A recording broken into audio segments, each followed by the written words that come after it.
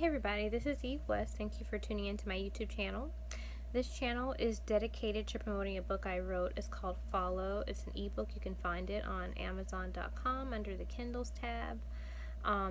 My book deals with a holistic view of spirituality and looking at it not just from a purely psychological or metaphysical, etheric aspect of a human being, such as love and intuition, creativity, and those intangible aspects of who we are. But I also focus on the reptilian brain, which is the physical aspect of who we are. And so, your reptilian brain corresponds to what you can see, taste, touch, smell, and hear.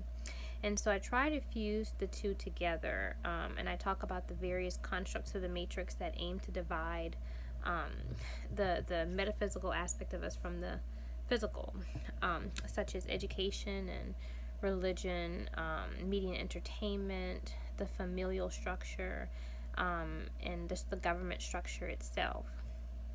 And so as I look at, not just those so-called spiritual or etheric aspects of a human being, I also look at the reptilian brain and, various topics, controversial topics that, that correlate to the reptilian brain, such as sex, money, and race. And so we're typically shunned from discussing those things within the matrix, but they're very integral to who we are. And so my book really focuses on the difference between your conscious ego and your unconscious astral body. Some people refer to it as Isis and Ra in in Egyptian mythology. It's Adam and Eve in Christian theology. And Freudian psychology is the id in the ego. And the New Age calls it the astral, so the ego and the astral body. But basically, this world creates two yous. There's two yous. And so as an ego, you're under a restriction. So you have laws and rules and things like that to follow. But when you go to sleep at night, you shed your concepts of yourself. So you're not a woman, man, rich, poor, black, white, whatever you identify within the matrix environment. Whatever you identify within the body. And so you work out your restrictions, if you will, on what they call the astral realm. And so I actually focus on the elite that run the this hellhole for the Jews, actually, because really, if you think about it, it's a concentration camp. The way that I actually talk about it in my book and also on my channel in various videos. But I talk about the elite and how they have plateaued out of experiencing the material. And so as a result, they've resorted to, sacrificing us, actually, because, they don't really have anywhere to go in terms of Saturn or Satan. Saturn has turned into Satan for them. So they've, eaten as much as they wanted to and had sex as much as they wanted to and traveled and bought all the things that they wanted to. And so the material, carries a very low vibration if you don't have love. And so the more money you have, or the love of money, I should say, creates this very, I would say, evil aspect of you, which is absent of Eve, which Eve represents emotions. And so I'm going to talk a lot about that in this particular video, because, and going through my spiritual journey and researching, doing a whole lot of research, with my pineal gland open now, with my third eye open, I'm able to really decode information and sift through a lot of information that's just totally bullshit, and really lock onto information that is actually true. And so, I very much have a gift of discernment when I look at spiritual teachers and things like that online, just to really decipher and to really, discover the jewels, getting the jewels out of their information. It's funny because anyone within a body is, I guess you would say, anyone that's within a body has a filter, I should say. Information, true knowledge is when you really understand true knowledge when you're absent of the body. Let's just say that. But as long as you're in the body, this is a glamour. So your gender, your race, whatever you identify with, as an ego, whatever it is, your occupation, your labels, friend, daughter, whatever it is, whatever you identify with as a body is a glamour. It is not real, okay? So, you have to keep that in mind when you're looking at spiritual teachers and things like that online and reading certain books and things. Anything that's disseminated to you from the matrix is tainted in a way. And so, the only thing that's true is you. So, since the only thing that's true is you, is myself, right? The only thing that's true is me. Above all, I have to trust myself more than anyone. And so that's why my pineal gland functions, because I'm able to, really kind of decipher and sift through the bullshit, so to speak. And so when it comes to evil, evil actually is a word that we throw around a lot. And really, we typically associate evil with bad. If something's evil, then it's bad. But I really want to have people reach a higher taxonomy of knowledge to really understand what evil is. And so, you look at the word evil. And so when you look at the word evil, you see Eve. Okay? You see Eve. And then you see ill. And so evil actually represents a person that is ill of Eve. And so Eve, from an occult standpoint, represents the feminine right brain, okay? And so someone who is evil is absent of the feminine right brain, or what you would call the emotional aspect of a person.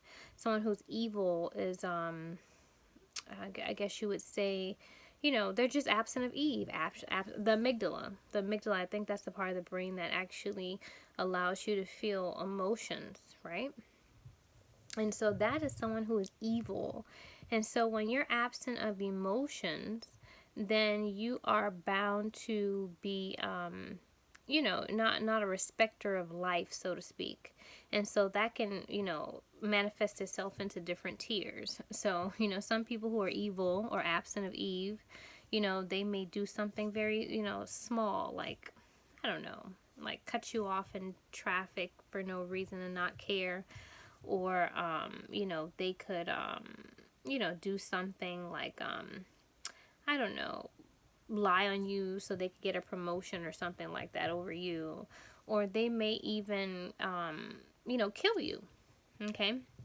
So, they can commit murder and rape and stuff like that, and not really care so much. They don't really, people who are evil or absent of Eve or absent of emotions, or they don't have as much emotions as others, they're really apt to do things that, that people who have emotions, won't do. Because when you have emotions, you have what we call empathy. And so empathy allows you to feel somebody else as yourself. And so, it's interesting because, when you are, when you encounter another being, right, within this matrix environment, in a way, it's an extension of you. In a way, this one mind of God is an extension of you. And so, Carl Jung, I think that's the psychologist who talks about this, but he calls it the collective unconscious. And so you have a consciousness or a separate body, and other people have separate bodies, and they have consciousness as well, but they're a part of the whole. They're a part of the collective. And so since they're a part of the collective, and essentially they're part of the one mind. And so since people are part of this one mind, this one totality, whatever you want to call it, energy, whatever, force field, source, they call it in the New Age, then they're an extension of you. And so when you are, don't care, you don't have any empathy, and you can't feel someone as yourself, and you don't put yourself in someone else's shoes, then you are what we call evil. You are absent of Eve. You can't feel someone as yourself. And so melanin has a lot to do with this. And so in my book, I talk a lot about race. on my channel, I talk about a lot about race, and superficially as an ego, I've been taught like everybody else. We all bleed red, race doesn't matter, yada, yada, yada. But when it comes to the pineal gland and how that's associated with melanin in your race, the less melanin you have, the less of ability you're able to feel yourself as someone else. And so that's why with Western civilization and so forth, you see there's a lot of imperialism. There's a lot of conquering of territories and things like that.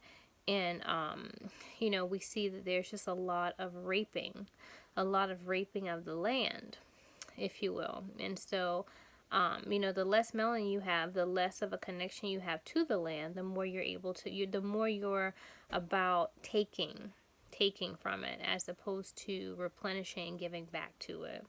And so the more melanin you have, the more of a giver you are, whereas the less melanin you have, the less of a giver, the more you have reaping capabilities.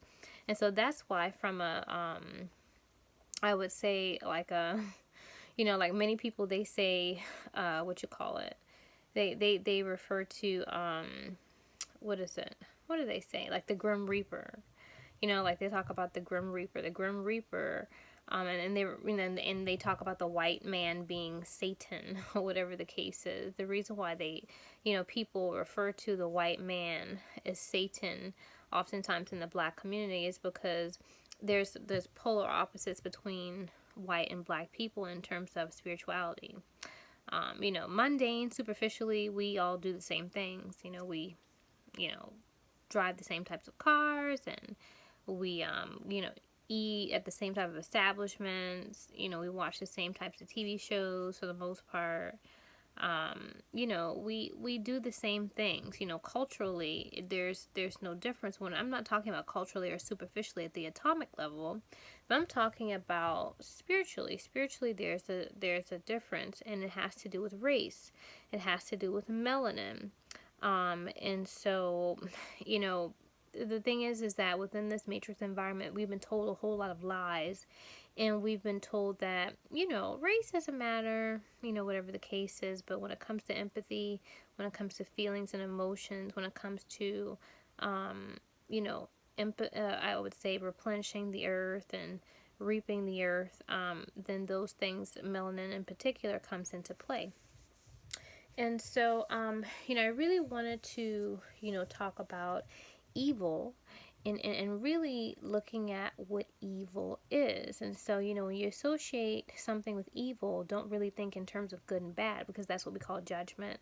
And judgment is the lowest taxonomy of knowledge. And so judgment is all about the hell realm. That's why we say hello. They have us greet each other with hello, because this is hell.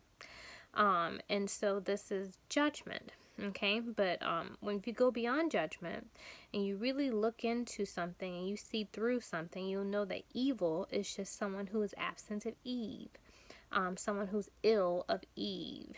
And so we see really, especially when we look at Christian theology and we look in the Bible, we see how evil is really created in the very beginning of the Bible.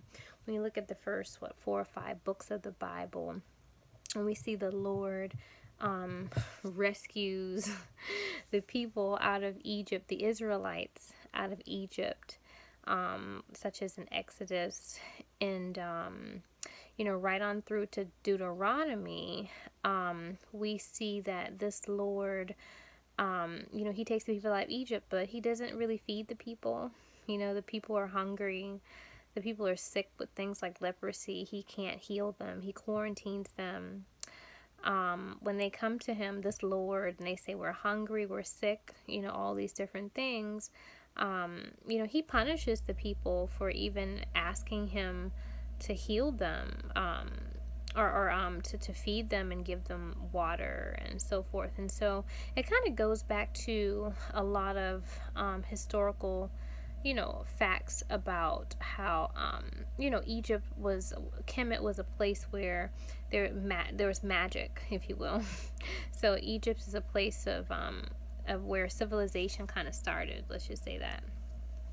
And so there's a lot of magic, a lot of information, and a plethora of different things that you could learn in Egypt that actually are integral to who we are today as human beings.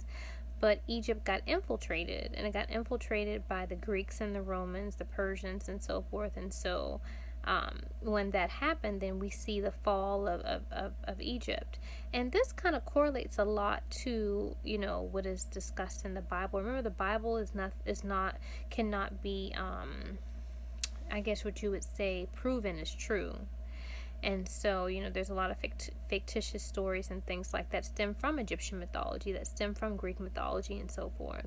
So, but when you look at the first 5 books of the Bible, you see that this Lord takes the people out of Egypt, and like I said, they don't really have anything. And so, because they don't have food, water, that breeds disease. Since, there's disease, he can't heal them, he quarantines them, and so forth. And so really you can see this particular Lord trying to make order out of chaos. He's trying to make order out of chaos. And so in making order out of chaos, he creates laws. He creates laws and rules and things like that. And so we see a lot of that take place in Deuteronomy. Okay, creating laws. And one thing that, I want to point out is that, people tend to really think that this Lord within the first 4 or 5 books of the Bible is a good Lord, because I was raised, Christian, and my mom raised me to love the Lord, but when you look and you get a psychological profile of this Lord, you will see that he's not supernatural. He doesn't heal leprosy. He doesn't really, the people are hungry and starving and so forth, and he has them go and take other people's territories, really, in order to get things for themselves, for Israel. And really, to be honest with you, lots of what they give, or what they get from these territories, is given to the Lord and his priest. And so this Lord, he likes things that don't have blemishes. You think to yourself, why would this Lord want a calf or like a sheep or something like that without blemish? It shouldn't really matter if something has an imperfection or not. But the people sacrifice a lot to this Lord and give him lots of things, and he wants the best of the things that they have. And it's funny because in looking at the psychological profile of this Lord, I was taught, like, for example, in church, that tithing, like, you give 10% of what you make. And so when you tithe, you give this 10%, it's given to the church, and then the church, they do what they need to do with it in terms of missions and things like that, feed the homeless and stuff, and, do different missions and things like that they have. And so, I thought it was very strange when I went and I read the Bible and how the Lord told the people to actually take their tithes and to cash it in for things like strong drink and so forth, like liquor and stuff like that, and whatever they wanted, whatever the heart lusteth after. And so really in the Bible, the Lord gave the people the tithes as what they made from all their work, but the priest and the Lord kept 90% of what the people made. So the tithe was what the people could use and could consume. And so this was very strange to me. I said to myself, wow, the creators of this matrix environment know that, you're not going to have time to read the Bible.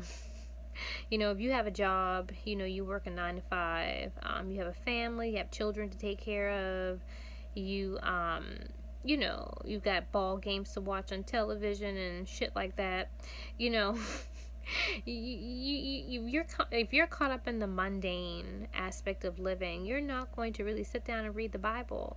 When you really sit down to read it, you will see that the Lord in the Old Testament especially is no one to be in awe of or to have reverence, I would say, for.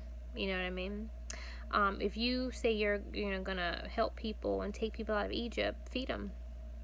If you say you're gonna take people out of Egypt when they're sick, heal them. But it goes to show how ancient knowledge was taken out of Egypt and abused.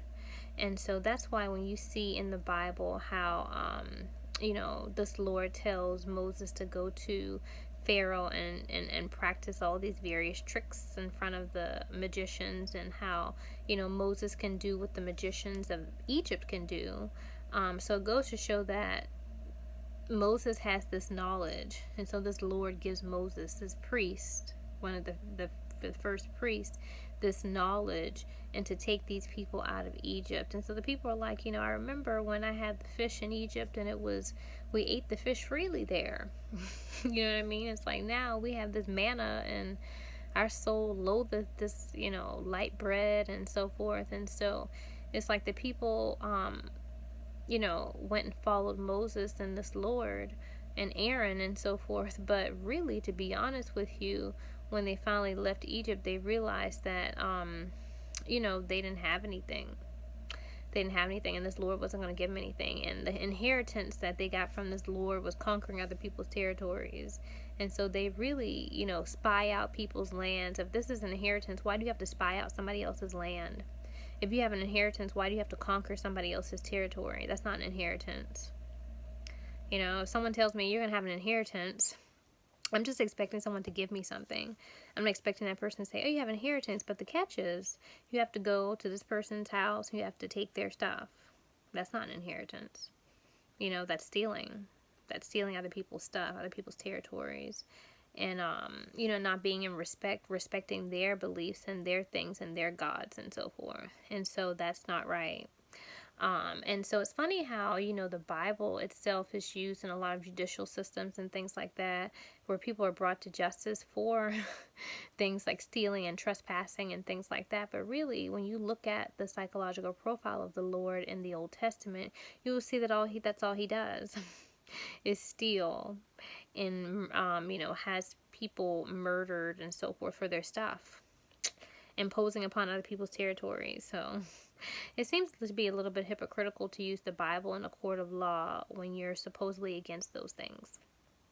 But, your Lord is for them, and that's how this Lord acquires all of his wealth in the Old Testament, him and his priest.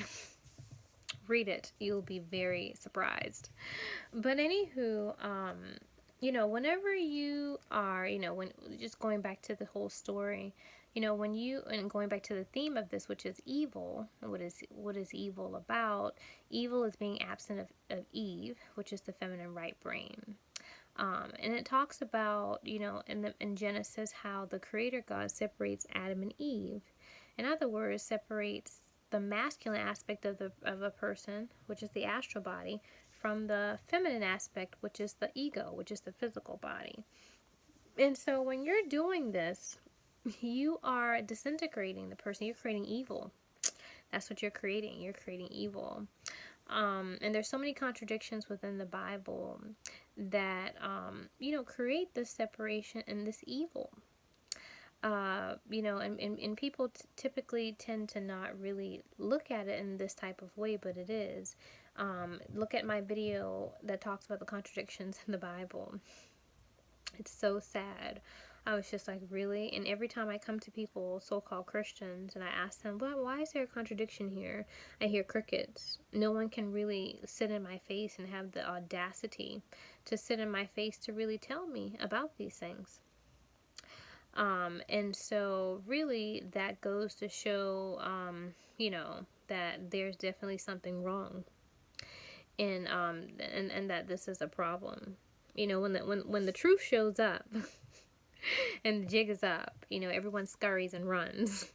And so, the thing is that, but with the countless, and I do mean countless contradictions, whenever you're feeding contradictions in the mind, it creates what we call cognitive dissonance. And cognitive dissonance is crucifixion. That's why Jesus is crucified in the Bible. When it says he's crucified in Golgotha, which means the place of the skull, this is what happens to you psychologically. You become psychologically crucified because of all the contradictions that are fed into your consciousness. And so really you have two yous, like I said, two competing cognitions. And so you're really fighting yourself. And this is what the Lord that brings the people, the Israelites, out of Egypt, this is what he creates, especially when he imposes a lot of laws upon them. And so going into the book of Romans talks about how laws, the law rots in you a lot of concupiscence, and concupiscence relates to sexuality, strong sexual, what you would call strong sexual desire. And so this goes into what people call the kundalini. I don't really like to refer to it as that, but the kundalini, or this earthly sacral aspect of you. Whenever you're restricting someone with the law, you're disintegrating the solar plexus, or the soul, which is the son of God, which is the kundalini, the Jesus. That's what the occult meaning for Jesus is. This kundalini, the son of God. This is the seat of your will and creativity. Your will is your desires. That's why you oftentimes see Jesus with his heart in chains, because this is his will. He's being subjugated by the law. And so when you are subjugated by the law, you are creating whores. And this kind of ties into whores of Babylon. Remember, the Kundalini is a very sexual energy. The more you restrict a person in terms of rules and laws, the more it rots within the person's sexual concupiscence. Okay, so this turns into a whore. So on the astral realm, you're very much a whore, if you will. And so really, to be honest with you, that's how I am on the astral. So as an ego, I'm more prudish, if you will. I'm not even sexually identified anyway anymore. I'm more androgynous. So my kundalini has risen to the point where I don't identify with a sexuality, neither gay or straight.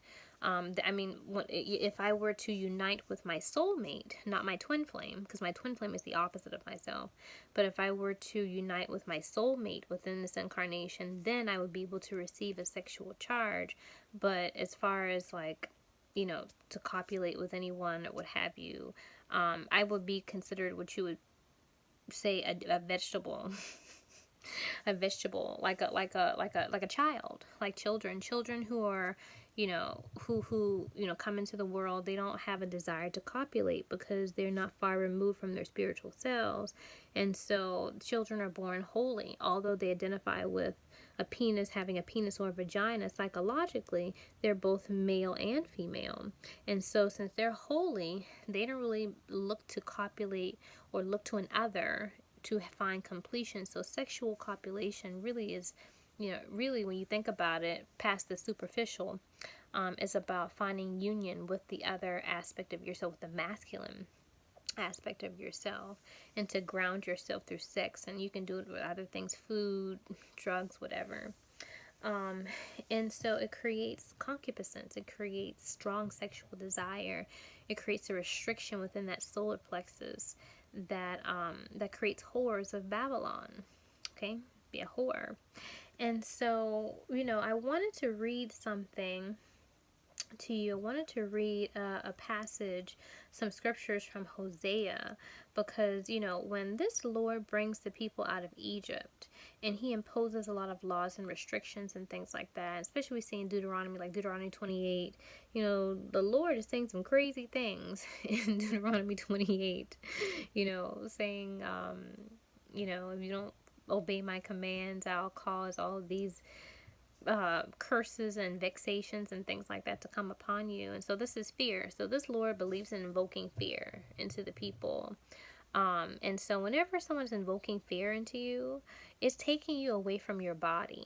It's taking you away from your body and putting you more into your psychological mind. And whenever you're doing that to someone, you're disintegrating the mind.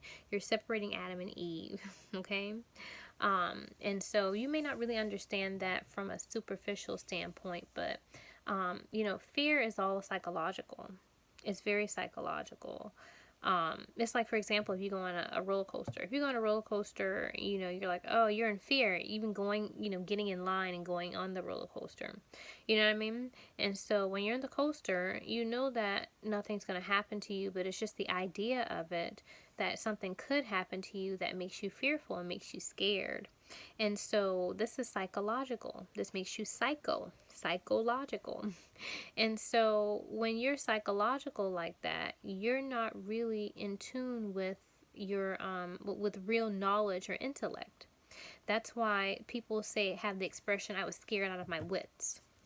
Your wit is your knowledge, is truth. Okay? And so whenever someone is invoking fear into you, this is not true. This is not true. Fear is not true. And so the thing is that when this Lord is invoking fear into the people, he is creating within them separation between the truth and their psychological, the embellishment, I should say, of their psychological mind. And so because of that, that creates within the solar plexus, the soul, or whatever you want to call it, Jesus, Son of God, whatever you want to call it, the sacral chakra, the root chakra, whatever they call it, it creates concupiscence and an imbalance, that strong sexual desire. And so this is why the Lord complains. He complains about whoredom. Because, whenever you're imposing restrictions upon people, you're creating a whore. So in Hosea 1:2-4 reads, it says, when Yahweh, which is the Lord, when Yahweh spoke at the first of Hosea, Yahweh said to Hosea, go take for yourself a wife of prostitution and children of unfaithfulness. Well, let me read the King James Version. I was reading from the NIV. I want to read you the King James Version, because other Bibles are watered down. So you'll hear me say. For example, the King James Version refers to whoredoms as prostitution. But let me go to the to the King James Version. It says, the beginning, this is again Hosea 1:2-4, verses 2-4.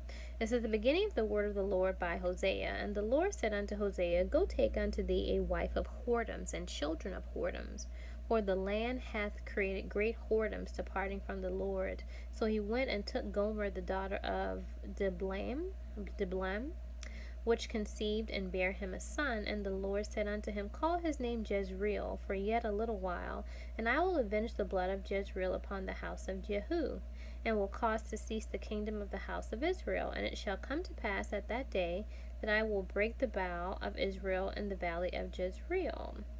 And so you ask yourself, well, why is God telling, Hosea to marry a prostitute or a whore?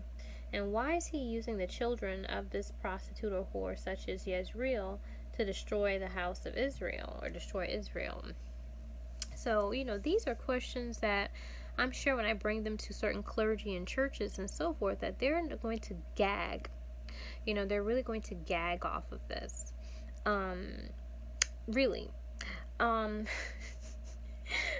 the thing about it is that, people don't really understand, but when you are taking people from their native land, imposing restrictions upon them, which debases their sacral chakra, solar plexus, soul, Jesus, Son of God, right? It creates concupiscence. Go to chapter 7 in the book of Romans. It tells you that the law creates concupiscence. Okay? Restriction creates what you would call the superficial meaning of evil, lust, wrath, all of those things. It's funny because, like I said, I always bring this example up. I met a guy one time, and he was like, he went to Vogel Park in Amsterdam, and he said that that when he went out there with his American friends, that they were just blown away by the women out there sunbathing with their breasts out and so forth. But he said the native men were just like, yeah, whatever, who cares, So that goes to show that whenever you are putting a law or restriction saying you can't go out and have your breast out and go out naked, then that restriction feeds lustfulness. But if you took off the restriction, people don't really care. It's kind of like someone in one of my posts one time. I really appreciated this post. He said, like this was back in the day or whatever, with like say in Native American culture or something like that. People were walking around half naked. You can't sell Playboy. You can't sell Playboy and Hustler and stuff like that, because they're like, I see that all the time, there's breasts and that's buttocks and, there's whatever else. Who really cares? You know what I mean? Like, that's something that we're used to. We're used to seeing the body and seeing people running around naked and half naked. So, those things don't matter to us.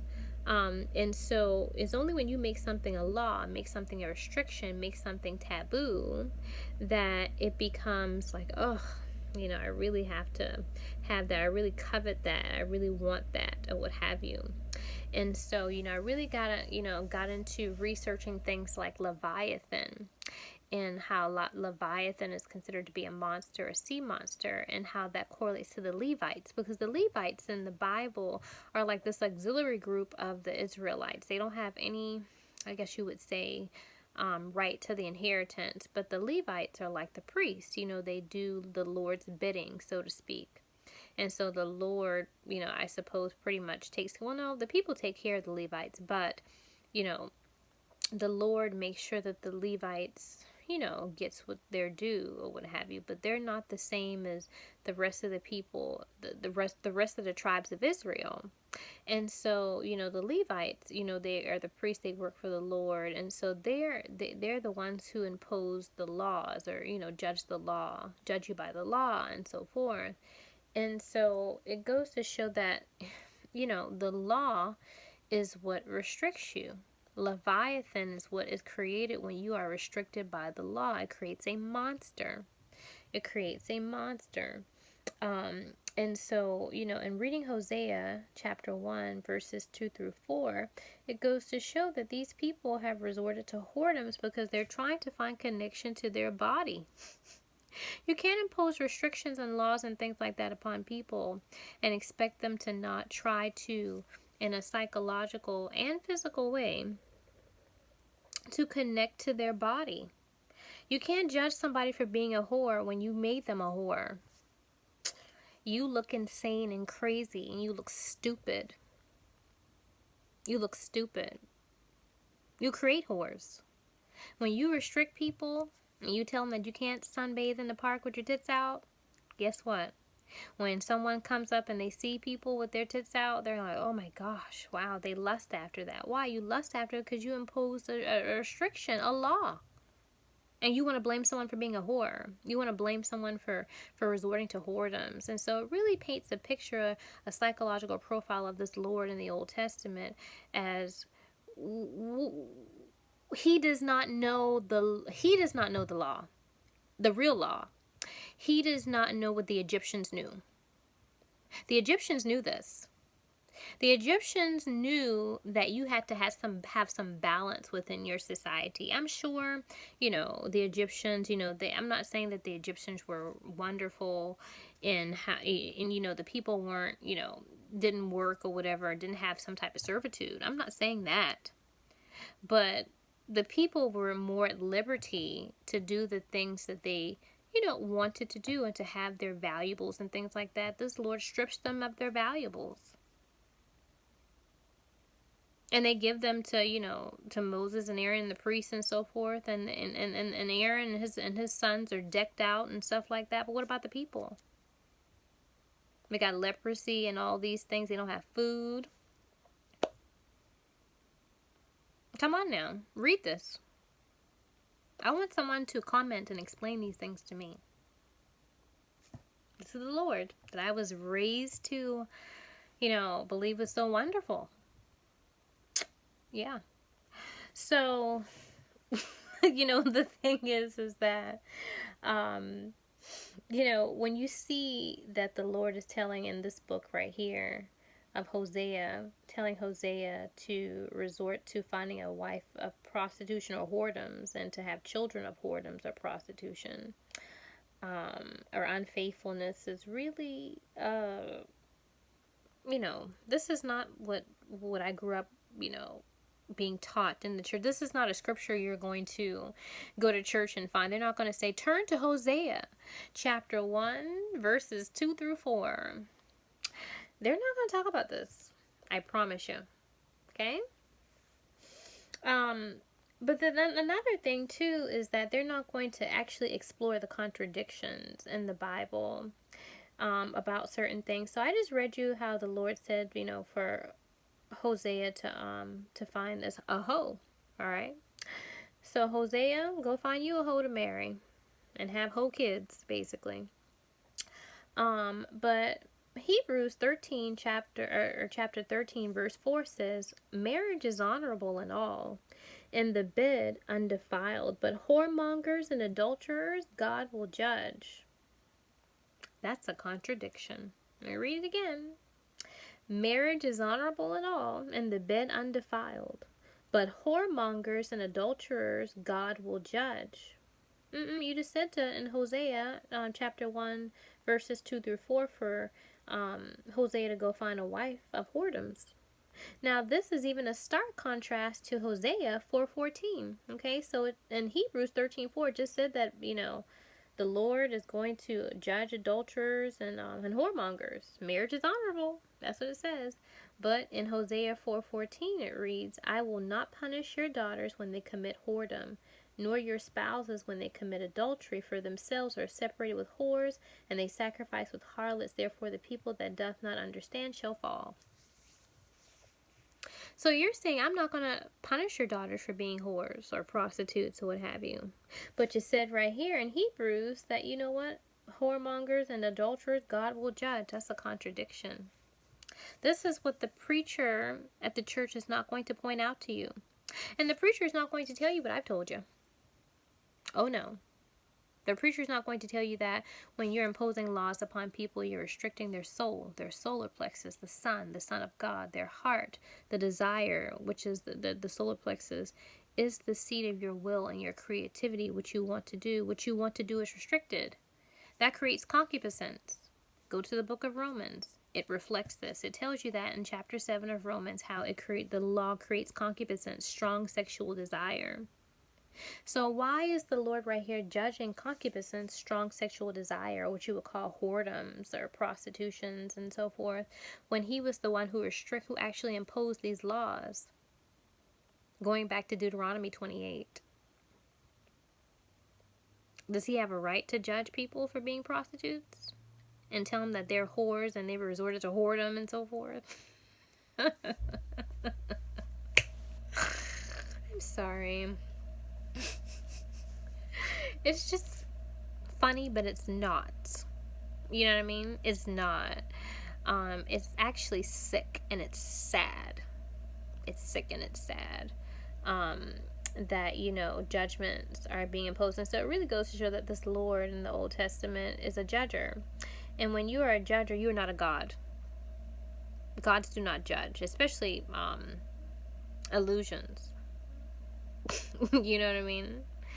Judgment is the lowest taxonomy of knowledge, okay? So if you're judging someone and you're not really looking into the whys and the hows of how they have been manifested to become what they are, then you are what we call a liar. You're a liar. You're not a God. You're a devil. You're a devil. Or, I don't know. Whatever. A devil. A demon. So, that's really pretty much what I want to talk about in terms of evil, what evil is. Like I said, evil is absent of Eve. It's absent of the, I would say, the emotional aspect. You're absent of the emotional aspect of a being. And so you're not really identified with your emotions. You're not identified with you're ill of Eve. And so, whenever you are, I guess you would say, whenever you are, you don't really kind of empathize and see somebody as yourself, then you are evil. You are evil. And so, the Bible is really, when you think about the metaphysics of the Bible, it definitely, creates this separation between you and the masculine aspect of yourself to create what we call superficially evil, like lust and wrath and all these different things, which is tied to the solar plexus or kundalini, as you call it. It goes all the way from the separation of Adam and Eve in Genesis to, the imposition of the law in the in the first few books of the Bible, in these contradictions. So by the time you make it to the New Testament with Jesus, he's crucified, which makes sense because by this point you're disintegrated. You're demonic now. If you're feeding contradictions into the mind, restricting the solar plexus, imposing laws, telling you to be good and do good and all these different things, then, if someone's giving you light scripture like that and saying, if you do this, you're gonna, you're gonna have consequences and this and the other, it makes you more good. And so all facets of the matrix are like that. Even our television programming, if you look at movies, how many times does the bad guy win?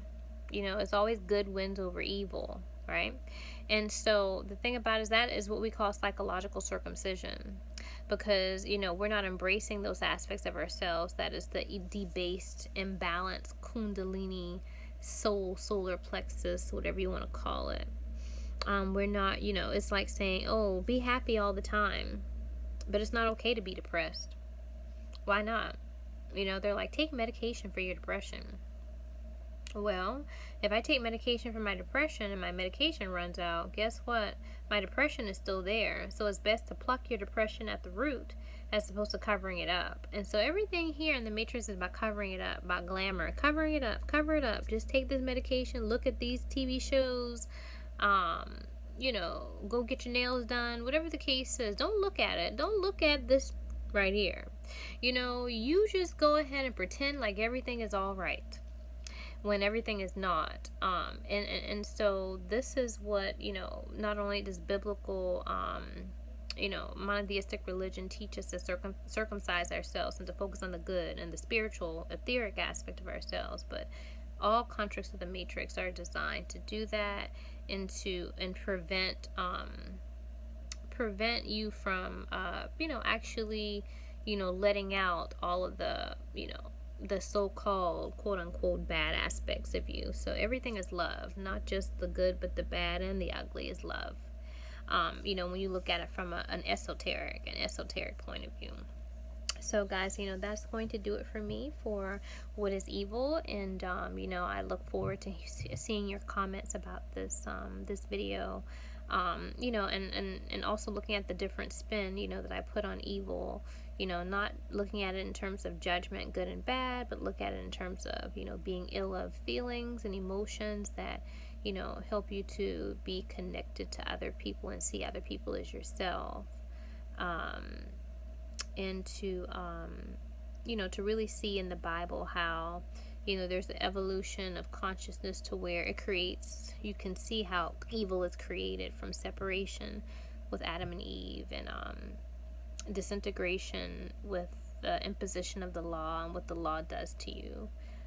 And so by the time Revelation, you have 10 horns and 10 crowns, and you're evil. You are a demon. By the book of Revelation, you are a whore of Babylon. Your solar plexus has been debased to the point where you are filthy and disgusting, and you face judgment at the end. So, thanks guys for watching, and I will see you in my next video.